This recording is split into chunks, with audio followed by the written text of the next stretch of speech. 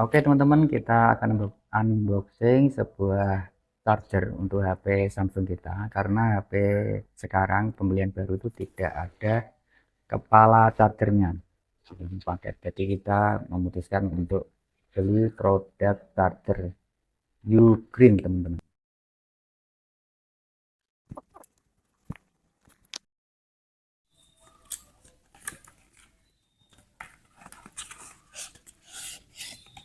Oke, ini hanya kepala chargernya. Kita ambil yang warna oranye teman-teman. Ini sudah support berapa ini kak, 45 watt.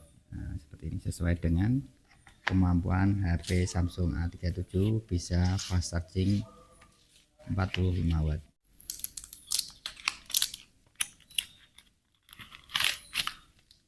Oke, dan ini adalah kabelnya.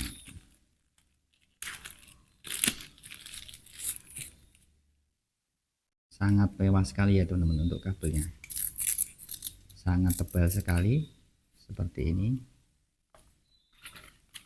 Type C to Type C.